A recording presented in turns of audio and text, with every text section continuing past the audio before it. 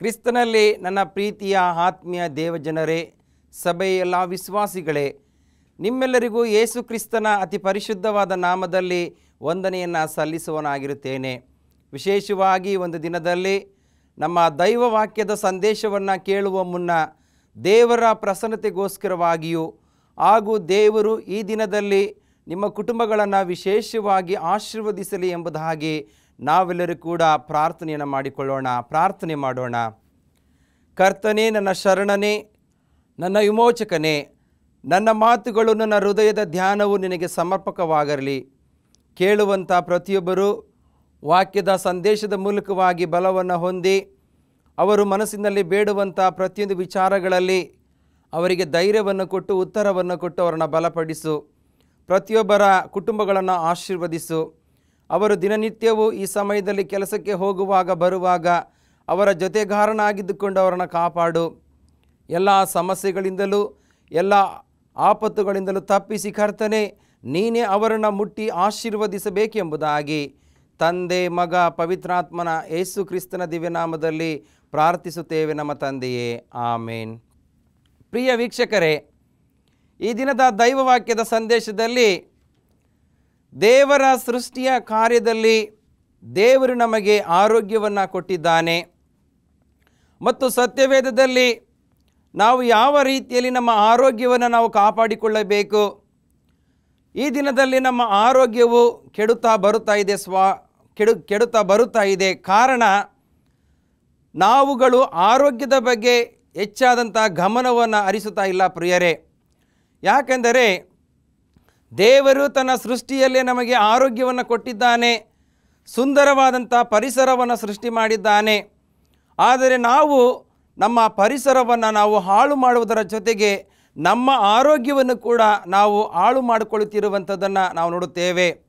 ಆದುದರಿಂದ ಸತ್ಯವೇದದಲ್ಲಿ ಈ ಹಿಂದೆ ನಾನು ಕೆಲವು ಸಂದೇಶಗಳ ಮೂಲಕವಾಗಿ ಮನುಷ್ಯರಾದ ನಾವು ಆರೋಗ್ಯವನ್ನು ಯಾವ ರೀತಿಯಲ್ಲಿ ಕಾಪಾಡಿಕೊಳ್ಳಬಹುದು, ದೇವರ ವಾಕ್ಯದಲ್ಲಿ ಆರೋಗ್ಯದ ವಿಷಯದಲ್ಲಿ ಯಾವ ಎಚ್ಚರಿಕೆಗಳನ್ನು ನಮಗೆ ನೀಡಿದೆ, ನಾವು ತೆಗೆದುಕೊಳ್ಳುವಂಥ ಆಹಾರ ಯಾವ ರೀತಿಯಲ್ಲಿ ಇರಬೇಕು, ನಾವು ಸೇವಿಸುವಂಥ ನೀರು ಯಾವ ರೀತಿಯಲ್ಲಿ ಇರಬೇಕು, ನಾವು ಸೇವಿಸುವಂಥ ಎಲ್ಲ ಒಂದು ಆಹಾರದ ಆ ಒಂದು ಸರಪಳಿ ಯಾವ ರೀತಿಯಲ್ಲಿ ಇರಬೇಕು ಅನ್ನುವಂಥ ವಿಚಾರಗಳನ್ನು ನಾವು ಈಗಾಗಲೇ ಕಲಿತೇವೆ ಪ್ರಿಯರೇ. ಆದರೆ ಇವತ್ತಿನ ಒಂದು ಸಂದೇಶದಲ್ಲಿ ದೇವರು ತನ್ನ ಸೃಷ್ಟಿಯಲ್ಲಿ ನಮಗೆ ಒಳ್ಳೆಯ ಪರಿಸರವನ್ನು ನಮಗೆ ಕೊಟ್ಟಿದ್ದಾನೆ. ಒಬ್ಬ ಮನುಷ್ಯನು ಒಳ್ಳೆಯ ಆರೋಗ್ಯವಂತನಾಗಿ ಜೀವಿಸಬೇಕಾದರೆ ಪರಿಸರ ಅನ್ನುವಂಥದ್ದು ಬಹಳ ಪ್ರಾಮುಖ್ಯ. ಇವತ್ತಿನ ದಿನಗಳಲ್ಲಿ ದೇವರು ತನ್ನ ಸೃಷ್ಟಿಯ ಕಾರ್ಯದಲ್ಲಿ 3ನೇ ದಿನದಲ್ಲಿ ಗಿಡ ಮರಗಳನ್ನು, ಒಳ್ಳೆ ಸಸ್ಯಗಳನ್ನು, ಹಣ್ಣುಗಳನ್ನು ಸೃಷ್ಟಿ ಮಾಡಿದ್ದಾನೆ ಪ್ರಿಯರೇ. ಆದರೆ ಮನುಷ್ಯರಾದಂಥ ಜನರು ಈ ಒಂದು ದಿನಗಳಲ್ಲಿ ಮರಗಳನ್ನು ಕಡಿದು ಹಾಕಿ ಕಾಡನ್ನು ನಾಶ ಮಾಡಿ ಇವತ್ತು ಮನುಷ್ಯನಿಗೆ ಸರಿಯಾದಂಥ ಪರಿಸರ, ಸರಿಯಾದಂಥ ಗಾಳಿ ಇವತ್ತು ಸಿಗ್ತಾ ಇಲ್ಲ ಪ್ರಿಯರೇ. ಮನುಷ್ಯ ಎಲ್ಲ ಮರ ಗಿಡಗಳನ್ನು ಕಡಿದು ಹಾಕಿ ಒಂದು ಊರನ್ನು ಮಾಡಿಕೊಂಡು ಮನೆಯನ್ನು ಕಟ್ಟಿ ನಾವು ನೋಡುತ್ತೇವೆ ಇವತ್ತಿನ ವಾತಾವರಣದಲ್ಲಿ ಕಲುಷಿತಗೊಂಡಿದೆ ಪ್ರಿಯರೇ. ಆದುದರಿಂದ ದೇವರು ತನ್ನ ಸೃಷ್ಟಿಯಲ್ಲಿ ಯಾವ ರೀತಿಯಲ್ಲಿ ನಮಗೆ ಒಳ್ಳೆಯ ಆಶೀರ್ವಾದವನ್ನು ತನ್ನ ಸೃಷ್ಟಿಯ ಕಾರ್ಯದಲ್ಲಿ ನಮಗೆ ನೀಡಿದ್ದಾನೆ ಎಂಬುದಾಗಿ ನಾವು ತಿಳಿದುಕೊಳ್ಳುವಂಥದ್ದು ಬಹಳ ಪ್ರಾಮುಖ್ಯ ಪ್ರಿಯರೇ. ಇವತ್ತಿನ ದೈವ ವಾಕ್ಯದ ಸಂದೇಶದಲ್ಲಿ ಅದಕ್ಕೆ ಪ್ರಾಮುಖ್ಯವಾದಂಥ ಒಂದು ವಾಕ್ಯವನ್ನು ನಾವು ನೋಡುವಾಗ ದಾವೀದನು ಬರೆದಂಥ ಕೀರ್ತನೆ 24ನೇ ಅಧ್ಯಾಯ ಮೊದಲಿನ ವಚನವನ್ನು ನಾವು ನೋಡುವಾಗ, ಭೂಮಿಯು ಅದರಲ್ಲಿರುವ ಸಮಸ್ತವು ಯೆಹೋವನದು, ಲೋಕವು ಅದರ ನಿವಾಸಿಗಳು ಆತನವೇ. ಆತನೇ ಅದರ ಅಸ್ತಿವಾರವನ್ನು ಸಾಗರದ ಮೇಲೆ ಹಾಕಿದವನು, ಅದನ್ನು ಜಲರಾಶಿಗಳ ಮೇಲೆ ಸ್ಥಿರಪಡಿಸಿದವನು ಆತನೇ. ಎಂಥ ಅದ್ಭುತವಾದಂಥ ವಾಕ್ಯ ಪ್ರಿಯರೇ. ಒಂದು ವೇಳೆ ನಮ್ಮ ಭಾವನೆಯಲ್ಲಿ ಈ ಸ್ಥಳ ನಮ್ಮದು, ಈ ಒಂದು ಮರಗಿಡಗಳು ನಮ್ಮದು, ಅಥವಾ ನಾವು ವಾಸ ಮಾಡುವಂಥ ಈ ಒಂದು ಭೂಮಿ ನಮ್ಮದು ಎಂಬುದಾಗಿ ನಾವು ಮನಸ್ಸಿನಲ್ಲಿ ನೆನೆಸ್ಕೊಂಡಿರ್ಬೋದು ಪ್ರಿಯರೇ. ಆದರೆ ನಮ್ಮ ವೈಯಕ್ತಿಕ ಅನುಭವದಲ್ಲಿ ಅದು ನಮ್ಮದು ಆಗಿರಬಹುದು. ಆದರೆ ದೇವರ ವಾಕ್ಯವು ಸ್ಪಷ್ಟವಾಗಿ ಹೇಳುತ್ತದೆ, ಭೂಮಿಯು ಅದರಲ್ಲಿರುವ ಸಮಸ್ತವು ಯೆಹೋವನದು. ಯಾಕೆಂದರೆ ದೇವರು ಮನುಷ್ಯನು ಸಂತೋಷವುಳ್ಳವನಾಗಿ ಆರೋಗ್ಯವಂತನಾಗಿ ಈ ಲೋಕದಲ್ಲಿ ಜೀವಿಸಬೇಕು ಎಂಬುದಾಗಿ ಒಳ್ಳೆಯ ಸೃಷ್ಟಿಯನ್ನು, ತನ್ನ ಸೃಷ್ಟಿಯ ಕಾರ್ಯದಲ್ಲಿ ನಮಗೆ ಒಳ್ಳೆಯ ಪರಿಸರವನ್ನು ಕೊಟ್ಟಿರುವಂಥದ್ದನ್ನು ನಾವು ನೋಡುತ್ತೇವೆ. ಆ ಪರಿಸರವನ್ನು ಇವತ್ತಿನ ದಿನಗಳಲ್ಲಿ ನಾವು ಹಾಳು ಮಾಡುತ್ತಾ ಇದ್ದೇವೆ ಪ್ರಿಯರೇ. ಕಾಡನ್ನು ನಾಶ ಮಾಡುತ್ತಾ ಇದ್ದೇವೆ. ನಮ್ಮ ಒಂದು ಜೀವಿತವನ್ನು ನಾವು ಹಾಳು ಮಾಡಿಕೊಳ್ತಾ ಇದ್ದೇವೆ. ನಮ್ಮ ಅಕ್ಕಪಕ್ಕದ ಪರಿಸರವನ್ನು ನಾವು ಹಾಳು ಮಾಡ್ತಾ ಇದ್ದೇವೆ ಪ್ರಿಯರೇ. ಆದುದರಿಂದ ಪರಿಸರದ ಬಗ್ಗೆ ನಮಗೆ ಕಾಳಜಿ ಇರಬೇಕಾಗಿದೆ. ಪ್ರತಿಯೊಬ್ಬ ವಿಶ್ವಾಸಿಗೂ ಕೂಡ ದೇವರು ಎಚ್ಚರಿಕೆಯನ್ನು ಕೊಡುವನಾಗಿದ್ದಾನೆ. ಯಾರು ಪರಿಸರವನ್ನು ಹಾಳು ಮಾಡಿದರೆ ಯಾವ್ಯಾವ ತೊಂದರೆಗಳನ್ನು ನಾವು ಎದುರಿಸಬೇಕಾಗುತ್ತದೆ ಎಂಬುದಾಗಿ ನಾವು ಸತ್ಯವೇದದಲ್ಲಿ ಕೆಲವು ವಾಕ್ಯಗಳ ಮೂಲಕವಾಗಿ ಈ ದಿನದ ಸಂದೇಶದಲ್ಲಿ ನಾವು ಕಲಿತುಕೊಳ್ಳುವಂಥದ್ದು ಬಹಳ ಉತ್ತಮವಾಗಿದೆ ಪ್ರಿಯರೇ. ಆದುದರಿಂದ ಆತ್ಮೀಯ ದೇವಜನರೇ, ಈ ಕಾರ್ಯಕ್ರಮದ ಮೂಲಕವಾಗಿ ದೇವರ ವಾಕ್ಯ ಸ್ಪಷ್ಟವಾಗಿ ಹೇಳುತ್ತದೆ, ಆತನೇ ಅದರ ಅಸ್ತಿವಾರವನ್ನು ಸಾಗರದ ಮೇಲೆ ಹಾಕಿದವನು, ಅದನ್ನು ಜಲರಾಶಿಗಳ ಮೇಲೆ ಸ್ಥಿರಪಡಿಸಿದವನು ಆತನೇ. ದೇವರು ಅದ್ಭುತವಾಗಿ ಭೂಮಿಯನ್ನು, ಸಮುದ್ರವನ್ನು ಮತ್ತು ತನ್ನ ಸೃಷ್ಟಿಯಲ್ಲಿ ಮರಗಿಡ ಇರಬಹುದು, ಸೂರ್ಯ ಚಂದ್ರ ನಕ್ಷತ್ರ ಇರಬಹುದು, ಜಲಚರಗಳಿರಬಹುದು, ಮನುಷ್ಯನನ್ನು ನಿರ್ಮಿಸಿರಬಹುದು, ತನ್ನ ಸೃಷ್ಟಿಯ ಕಾರ್ಯದಲ್ಲಿ ಬೆಳಕನ್ನು ಕೊಟ್ಟಿರಬಹುದು. ಎಲ್ಲವನ್ನು ಕೂಡ ಪ್ರಿಯರೇ ಅದ್ಭುತವಾಗಿ ಕರ್ತನು ತನ್ನ ಸೃಷ್ಟಿಯ ಕಾರ್ಯವನ್ನು ಮುಗಿಸಿರುವಂಥದ್ದನ್ನು ನಾವು ನೋಡುತ್ತೇವೆ. ಯಾಕಂದರೆ ಮನುಷ್ಯನು ಒಳ್ಳೆ ಆರೋಗ್ಯವಂತನಾಗಿ ಜೀವಿಸಬೇಕು ಅನ್ನುವಂಥ ಆಲೋಚನೆ ದೇವರದಾಗಿತ್ತು ಎಂಬುದಾಗಿ ನಾವು ನೋಡುತ್ತೇವೆ. ಮುಂದಿನ ವಾಕ್ಯಕ್ಕೆ ಹೋಗುವುದಾದರೆ ಆದಿಕಾಂಡ 2ನೇ ಅಧ್ಯಾಯ 8ನೇ ವಚನದಲ್ಲಿ ನಾವು ನೋಡುತ್ತೇವೆ. ಅಲ್ಲಿ ದೇವರ ವಾಕ್ಯವು ಸ್ಪಷ್ಟವಾಗಿ ಹೇಳುವಂಥದ್ದಾಗಿದೆ ಪ್ರಿಯರೇ. ಇದಲ್ಲದೆ ಯೆಹೋವ ದೇವರು ಮೂಡಣ ದಿಕ್ಕಿನಲ್ಲಿರುವ ಏದೇನ್ ಸೀಮೆಯಲ್ಲಿ ಒಂದು ಉದ್ಯಾನವನ್ನು ಮಾಡಿ ತಾನು ರೂಪಿಸಿದ ಮನುಷ್ಯನನ್ನು ಅದರಲ್ಲಿ ಇರಿಸಿದನು. ನೋಡಿ, ಎಂಥ ಅದ್ಭುತವಾದ ವಾಕ್ಯ. ದೇವರು ತನ್ನ ಸೃಷ್ಟಿಯ ಕಾರ್ಯದಲ್ಲಿ ಒಂದು ಸುಂದರವಾದಂಥ ಏದೇನ್ ತೋಟವನ್ನು ನಿರ್ಮಿಸಿ ತಾನು ಸೃಷ್ಟಿ ಮಾಡಿದಂಥ ಆದಾಮನನ್ನು ಆ ತೋಟದಲ್ಲಿ ಇರಿಸುವಂಥದ್ದನ್ನು ನಾವು ನೋಡುತ್ತೇವೆ. ಯಾಕೆಂದರೆ ಆತನು ಸಂತೋಷವಾಗಿ ಸಮೃದ್ಧಿಯಾಗಿ ಜೀವಿಸಬೇಕು ಅನ್ನುವಂಥದ್ದೇ ದೇವರ ಚಿತ್ತವಾಗಿತ್ತು. ಮತ್ತು ನಾವು ಅದೇ ಅಧ್ಯಾಯ 15ನೇ ವಚನದಲ್ಲಿ ನೋಡುವಾಗ ಯೆಹೋವ ದೇವರು ಆ ಮನುಷ್ಯನನ್ನು ಕರಕೊಂಡು ಹೋಗಿ ಏದೇನ್ ತೋಟವನ್ನು ವ್ಯವಸಾಯ ಮಾಡುವುದಕ್ಕೂ ಕಾಯುವುದಕ್ಕೂ ಅದರಲ್ಲಿ ಇಟ್ಟನು. ಇಲ್ಲಿ ದೇವರು ಆದಾಮನಿಗೆ ಒಂದು ಜವಾಬ್ದಾರಿಯನ್ನು ಕೊಡುತ್ತಾರೆ. ಆ ಏದೇನ್ ತೋಟವನ್ನು ಸರಿಯಾಗಿ ನೋಡಿಕೊಳ್ಳುವುದಕ್ಕೂ ಅದನ್ನು ಕಾಯುವುದಕ್ಕೂ ಅವನಿಗೆ ಒಂದು ಜವಾಬ್ದಾರಿಯನ್ನು ಕೊಟ್ಟಿರುವಂಥದ್ದನ್ನು ನಾವು ನೋಡುತ್ತೇವೆ. ಇವತ್ತಿನ ದಿನಗಳಲ್ಲಿ ನಮ್ಮ ಪರಿಸರವನ್ನು ಕಾಪಾಡುವಂಥದ್ದು ಪ್ರತಿಯೊಬ್ಬರ ಜವಾಬ್ದಾರಿಯಾಗಿದೆ. ನಮ್ಮ ಒಂದು ಕಾಡು ಪ್ರದೇಶಗಳನ್ನು, ಸುಂದರವಾದಂಥ ವನಗಳನ್ನು ಕಾಪಾಡುವಂಥದ್ದು ಪ್ರತಿಯೊಬ್ಬರ ಜವಾಬ್ದಾರಿಯಾಗಿದೆ. ದೇವರು ತನ್ನ ಸೃಷ್ಟಿಯ ಕಾರ್ಯದಲ್ಲಿ ಆದಾಮನಿಗೆ ಏದೇನ್ ತೋಟವನ್ನು ನಿರ್ಮಿಸಿ ಆತನಿಗೆ ಒಂದು ಜವಾಬ್ದಾರಿಯನ್ನು ಕೊಟ್ಟಾಗ ನಾವು ನೋಡುತ್ತೇವೆ ಯಾವ ರೀತಿಯಲ್ಲಿ ಆತನು ಆ ಒಂದು ತೋಟವನ್ನು ಹೊಲಸು ಮಾಡಿದನು ಎಂಬುದಾಗಿ ನಾವು ನೋಡುವಾಗ ದೇವರ ವಾಕ್ಯದಲ್ಲಿ ಮತ್ತೊಂದು ವಾಕ್ಯವನ್ನು ಓದುವುದಾದರೆ ಆದಿಕಾಂಡ 1ನೇ ಅಧ್ಯಾಯ 28ನೇ ವಚನದಲ್ಲಿ, ಇದಲ್ಲದೆ ದೇವರು ಅವರನ್ನು ಆಶೀರ್ವದಿಸಿ ನೀವು ಬಹು ಸಂತಾನವುಳ್ಳವರಾಗಿ ಹೆಚ್ಚಿರಿ, ಭೂಮಿಯಲ್ಲಿ ತುಂಬಿಕೊಂಡು ಅದನ್ನು ವಶ ಮಾಡಿಕೊಳ್ಳಿರಿ, ಸಮುದ್ರ ಮೀನುಗಳ ಮೇಲೆಯೂ ಆಕಾಶದ ಪಕ್ಷಿಗಳ ಮೇಲೆಯೂ ಭೂಮಿಯಲ್ಲಿ ಚಲಿಸುವ ಎಲ್ಲ ಜೀವಿಗಳ ಮೇಲೆಯೂ ದೊರೆತನ ಮಾಡಿರಿ ಅಂದನು. ಇಲ್ಲಿ ದೇವರು ಆದಾಮ ಮತ್ತು ಅವುಗಳನ್ನು ಸೃಷ್ಟಿ ಮಾಡಿ ಅವರನ್ನು ವಿಶೇಷವಾಗಿ ಆಶೀರ್ವದಿಸುವಂಥದ್ದನ್ನು ನಾವು ನೋಡುತ್ತೇವೆ. ಇವತ್ತು ನಮ್ಮನ್ನು, ನಿಮ್ಮನ್ನು, ನಿಮ್ಮ ಕುಟುಂಬಗಳನ್ನು ದೇವರು ಆಶೀರ್ವದಿಸುವುದಕ್ಕೆ ಸಕ್ತನಾಗಿದ್ದಾನೆ. ಇವತ್ತು ಅಂದು ಯೇಸು ಸ್ವಾಮಿ ಯೆಹೋವ ದೇವರು ಆದಾಮ ಅವ್ವಳಿಗೆ ಒಂದು ಜವಾಬ್ದಾರಿಯನ್ನು ಕೊಡುವುದರ ಜೊತೆಗೆ ಅಲ್ಲಿ ಆಶೀರ್ವಾದವನ್ನು ಕೂಡ ಕೊಡುವಂಥದ್ದನ್ನು ನಾವು ನೋಡುತ್ತೇವೆ. ನೀವು ಎಲ್ಲ ಒಂದು ಭೂಮಿಯಲ್ಲಿ ಬಹು ಸಂತಾನವುಳ್ಳವರಾಗಿ ಹೆಚ್ಚಿರಿ, ಎಲ್ಲ ಪ್ರಾಣಿ ಪಕ್ಷಿಗಳ ಮೇಲೆ ನಿಮಗೆ ಎಲ್ಲ ರೀತಿಯ ಅಧಿಕಾರವನ್ನು ನಾನು ಕೊಡ್ತೇನೆ ಎಂಬುದಾಗಿ ದೇವರು ಆದಿಯಲ್ಲಿ ತನ್ನ ಸೃಷ್ಟಿಯಲ್ಲಿ ಒಳ್ಳೆಯ ಪರಿಸರವನ್ನು ಮಾಡಿ ಎಲ್ಲ ಅಧಿಕಾರವನ್ನು ಕೂಡ ಆದಾಮ ಮತ್ತು ಅವಳಿಗೆ ಕೊಟ್ಟಿದ್ದನು ಎಂಬುದಾಗಿ ನಾವು ನೋಡುತ್ತೇವೆ. ಆದರೆ ಅವರು ಆ ಪರಿಸರದಲ್ಲಿ, ಆ ಏದೇನ್ ತೋಟದಲ್ಲಿ ವಾಸ ಮಾಡುವಾಗ ಪ್ರಿಯರೇ ಎಲ್ಲವನ್ನು ಕೂಡ ಕಳಕೊಂಡರು ಎಂಬುದಾಗಿ ನಾವು ನೋಡುತ್ತೇವೆ. ಯಾಕೆಂದರೆ ನಾವು ಎರಡನೇದಾಗಿ ಸಬ್ಬತ್ತಿನ ಪರಿಸರ ಆದಿಕಾಂಡ 2 ಮತ್ತು 2ನೇ ಅಧ್ಯಾಯ 3ನೇ ವಚನ ನೋಡುತ್ತೇವೆ. 7ನೆಯ ದಿನದಲ್ಲಿ ವಿಶ್ರಮಿಸಿಕೊಂಡನು. ದೇವರು ತನ್ನ ಸೃಷ್ಟಿಯ ಕಾರ್ಯವನ್ನು ಮುಗಿಸಿ ಆ 7ನೇ ದಿನದಲ್ಲಿ ವಿಶ್ರಮಿಸಿಕೊಂಡದರಿಂದ ಆ ದಿನವನ್ನು ಪರಿಶುದ್ಧ ದಿನವಾಗಿರಲಿ ಎಂದು ಆಶೀರ್ವದಿಸಿದನು. ದೇವರು ಮನುಷ್ಯನನ್ನು ಆಶೀರ್ವದಿಸುತ್ತಾನೆ, ಪಕ್ಷಿಗಳನ್ನು, ಜಲಚರಗಳನ್ನು ಆಶೀರ್ವದಿಸುತ್ತಾನೆ. ಅದೇ ರೀತಿಯಲ್ಲಿ 7ನೇ ದಿನವನ್ನು ಆಶೀರ್ವದಿಸುವಂಥದ್ದನ್ನು ನಾವು ನೋಡುತ್ತೇವೆ. ಇಲ್ಲಿಗೆ ದೇವರು 3 ಆಶೀರ್ವಾದಗಳ ಮೂಲಕವಾಗಿ ಈ ಲೋಕದ ಸೃಷ್ಟಿಯನ್ನು ಆಶೀರ್ವದಿಸುವಂಥದ್ದನ್ನು ನಾವು ನೋಡುತ್ತೇವೆ. ಇವತ್ತು ನಮಗೆ ನಿಮಗೆ ಆ ಆಶೀರ್ವಾದ ಬೇಕು ಅಂದರೆ ಕ್ರಿಸ್ತನ ಮಾರ್ಗದಲ್ಲಿ ನಾವು ಜೀವಿಸಬೇಕೆಂಬುದಾಗಿ ನಾವು ನೋಡುತ್ತೇವೆ. ಯೇಸು ಸ್ವಾಮಿ ಮಾರ್ಕ 2:27 ಯೇಸು ಸ್ವಾಮಿ ಸಬ್ಬ ದಿನದಲ್ಲಿ ಆ ಪೈರಿನ ಹೊಲದಲ್ಲಿ ಶಿಷ್ಯರ ಸಂಗಡ ಹೋದನು ಎಂಬುದಾಗಿ ನಾವು ನೋಡುತ್ತೇವೆ. ಒಂದು ಸುಂದರವಾದಂಥ ಪರಿಸರದಲ್ಲಿ ಯೇಸು ಸ್ವಾಮಿ ಸಬ್ಬ ದಿನದಲ್ಲಿ ಆ ಪೈರಿನ ಹೊಲದ ಮೇಲೆ ಹಾದು ಹೋದನು ಎಂಬುದಾಗಿ ನಾವು ನೋಡುತ್ತೇವೆ ಪ್ರಿಯರೇ. ಹಾಗೂ ಯೇಸು ಸ್ವಾಮಿ ಮಾರ್ಕ 3:4 ಕೈ ಬತ್ತಿ ಹೋದಂಥ ಒಬ್ಬ ಮನುಷ್ಯನಿಗೂ ಕೂಡ ಸಬ್ಬ ದಿನದಲ್ಲಿ ಬಿಡುಗಡೆಯನ್ನು ಕೊಡುವಂಥದ್ದನ್ನು ನಾವು ನೋಡುತ್ತೇವೆ. ಅಂದರೆ ಈ ವಾಕ್ಯದ ಅರ್ಥ, ಆ ಒಂದು ಸೃಷ್ಟಿಯ ಒಂದು ದಿನಗಳಲ್ಲಿ ದೇವರು 7ನೇ ದಿನವನ್ನು ಆಶೀರ್ವದಿಸುವುದರ ಜೊತೆಗೆ ಕಾಯಿಲೆ ಕಷ್ಟದಲ್ಲಿದ್ದಂಥ ಮನುಷ್ಯರಿಗೂ ಕೂಡ ಒಂದು ಬಿಡುಗಡೆಯನ್ನು ಕೊಡುವಂಥದ್ದನ್ನು ನಾವು ನೋಡುತ್ತೇವೆ. ಖಂಡಿತವಾಗಿಯೂ ಎಂಥ ಅದ್ಭುತ ಪ್ರಿಯರೇ. ದೇವರು ಪರಿಶುದ್ಧವಾದ ದಿನದಲ್ಲಿ ನಿಮ್ಮ ಕಷ್ಟಗಳಿಗೆ ಬಿಡುಗಡೆಯನ್ನು ಕೊಡುವನಾಗಿದ್ದಾನೆ. ನಿಮಗೆ ಯಾವುದೇ ಕಾಯಿಲೆ ಕಷ್ಟಗಳಿದ್ದರೂ ನೀವು ಪರಿಶುದ್ಧವಾದ ದಿನದಲ್ಲಿ ಆತನ ಆಲಯಕ್ಕೆ ಹೋಗಿ ದೇವರಿಗೆ ಸ್ತೋತ್ರವನ್ನು ನೀವು ಸಲ್ಲಿಸುವುದಾದರೆ ಕರ್ತನು ನಿಮಗೆ ಬಿಡುಗಡೆಯನ್ನು ಕೊಡುವುದಕ್ಕೆ ಸಿದ್ಧನಿದ್ದಾನೆ ಪ್ರಿಯರೇ.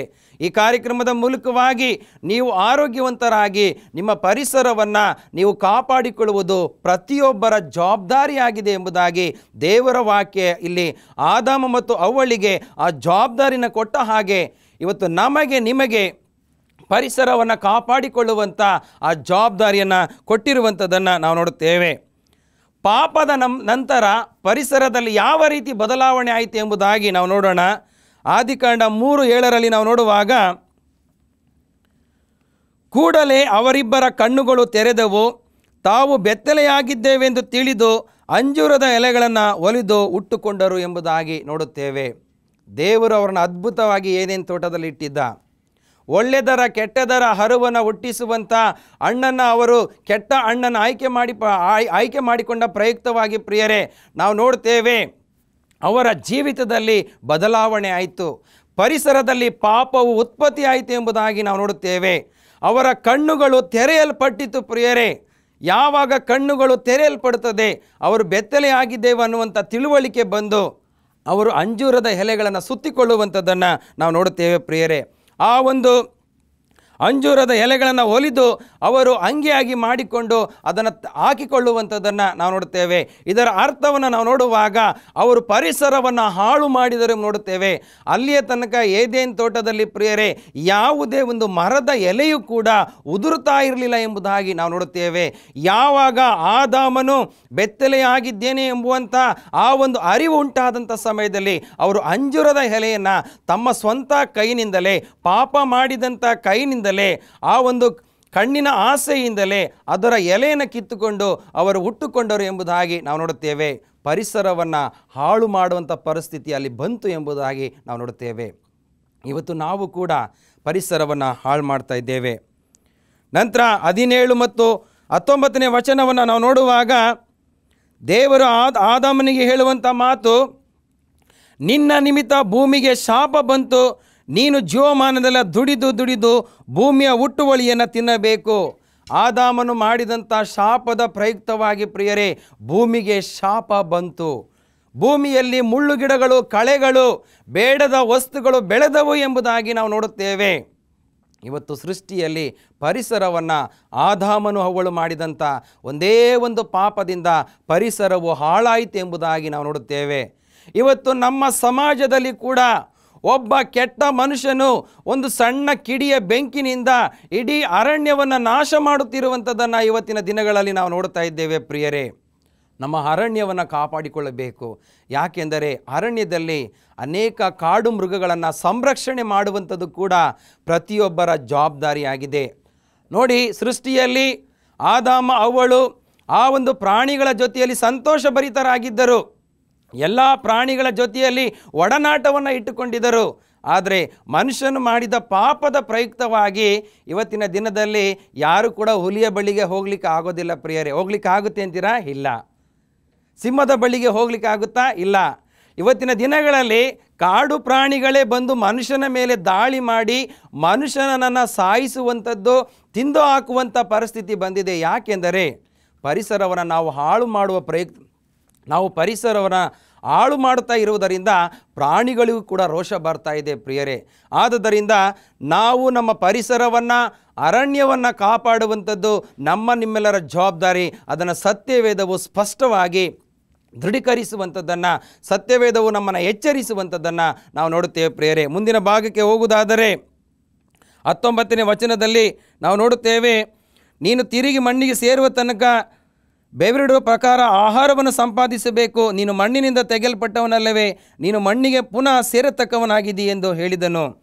ಆದಾಮನು ಮಾಡಿದಂಥ ಪಾಪದ ನಿಮಿತ್ತವಾಗಿ ಅವನು ಮತ್ತೆ ಮಣ್ಣಿಗೆ ಹೋಗುವಂಥ ಪರಿಸ್ಥಿತಿ ಅಲ್ಲಿ ಬಂತು ಎಂಬುದಾಗಿ ನಾವು ನೋಡುತ್ತೇವೆ ಪ್ರಿಯರೇ. ನಂತರ ಧರ್ಮೋಪದೇಶಕ ಕಾಂಡ 28ನೇ ಅಧ್ಯಾಯದಲ್ಲಿ ನಾವು ನೋಡುತ್ತೇವೆ, ಅಲ್ಲಿ ದೇವರ ವಾಕ್ಯವು ಸ್ಪಷ್ಟವಾಗಿ ಹೇಳುವಂಥದ್ದಾಗಿದೆ.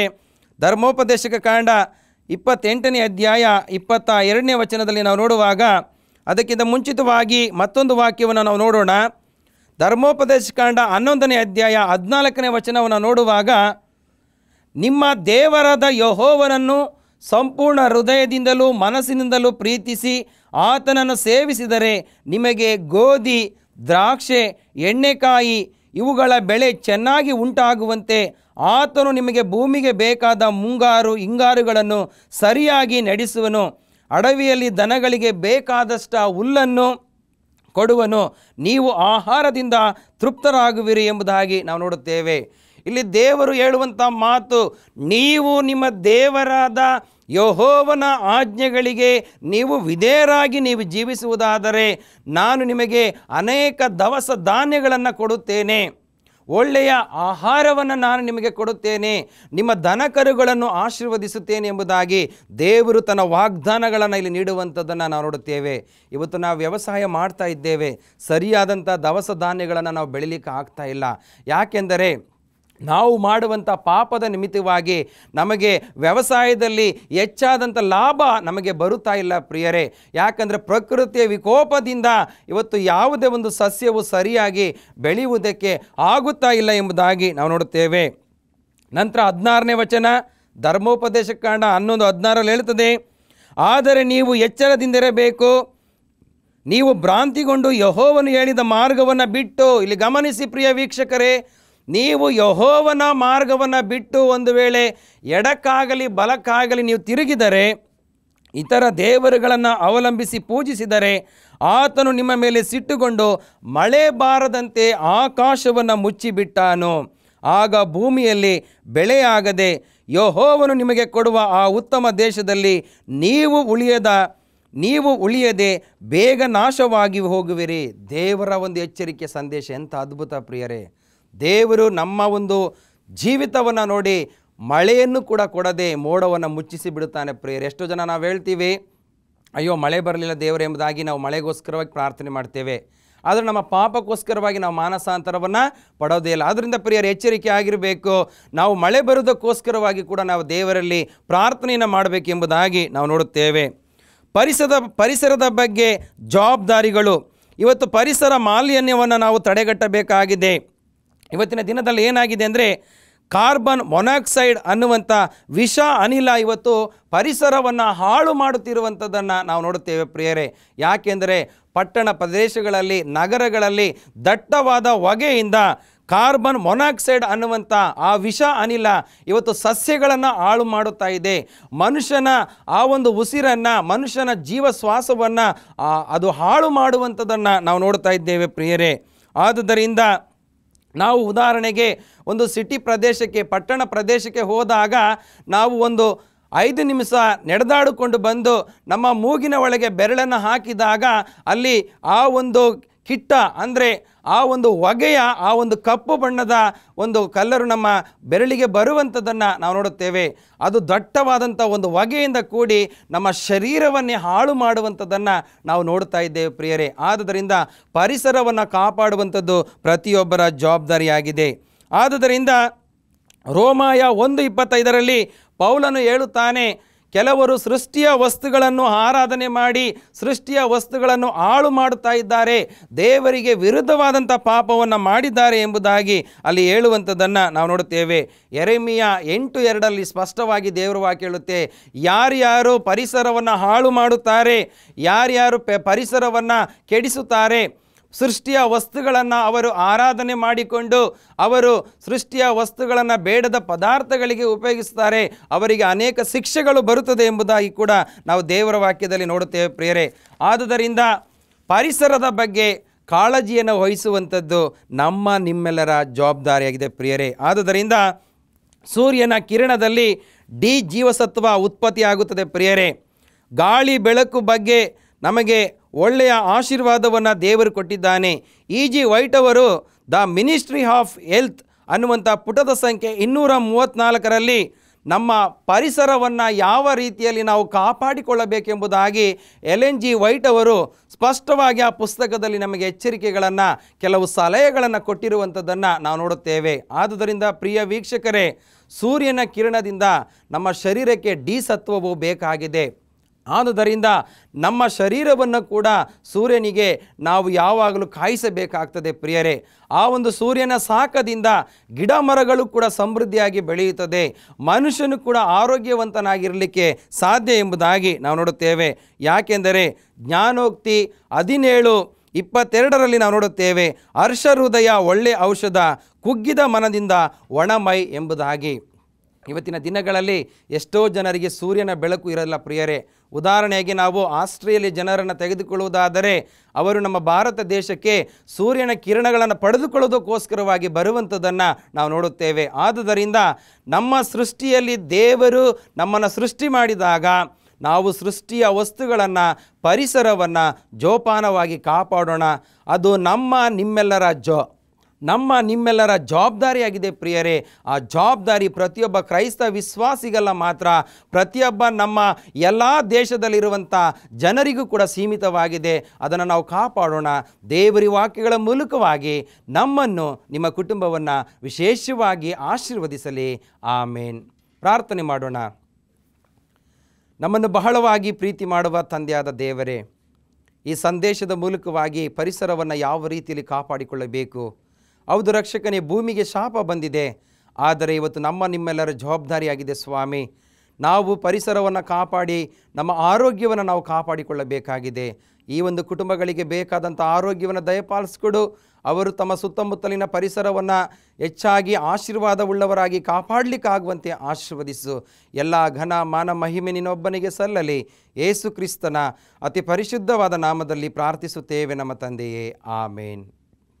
ಪ್ರಿಯ ವೀಕ್ಷಕರೇ, ಈ ಕಾರ್ಯಕ್ರಮದ ಮೂಲಕವಾಗಿ ಖಂಡಿತವಾಗಿಯೂ ನೀವು ಪರಿಸರವನ್ನು ಸಂರಕ್ಷಣೆ ಮಾಡುತ್ತೀರಾ ಅನ್ನುವಂಥ ನಂಬಿಕೆ ನಮಗಿದೆ. ಆದುದರಿಂದ ನೀವು ಹೆಚ್ಚಿನ ಒಂದು ಮಾಹಿತಿಗಳು ನಿಮಗೆ ಬೇಕಾದ ಪಕ್ಷದಲ್ಲಿ, ಪ್ರಾರ್ಥನಾ ಬೇಡಿಕೆಗಳು ನಿಮ್ಮಲ್ಲಿ ಇರುವುದಾದರೆ ಈ ಕೆಳಕಂಡ ದೂರವಾಣಿಯ ಸಂಖ್ಯೆಗೆ ತಾವು ಕರೆಯನ್ನು ಮಾಡಬೇಕಾಗಿ ಕೇಳಿಕೊಳ್ಳುತ್ತೇನೆ. ಮತ್ತು ಪರದೆಯ ಮೇಲೆ ಬರುವಂಥ ವಿಳಾಸಕ್ಕೆ ನೀವು ಪತ್ರಗಳನ್ನು ಬರೆದು ಹೆಚ್ಚಿನ ಮಾಹಿತಿಯನ್ನು ಪಡೆದುಕೊಳ್ಳಬೇಕೆಂಬುದಾಗಿ ಕೇಳಿಕೊಳ್ಳುತ್ತೇನೆ. ದೇವರು ನಮ್ಮನ್ನು, ನಿಮ್ಮ ಕುಟುಂಬಗಳನ್ನು ವಿಶೇಷವಾಗಿ ಆಶೀರ್ವದಿಸಲಿ ಎಂಬುದೇ ನನ್ನ ಪ್ರಾರ್ಥನೆಯಾಗಿದೆ. ಆಮೇನ್.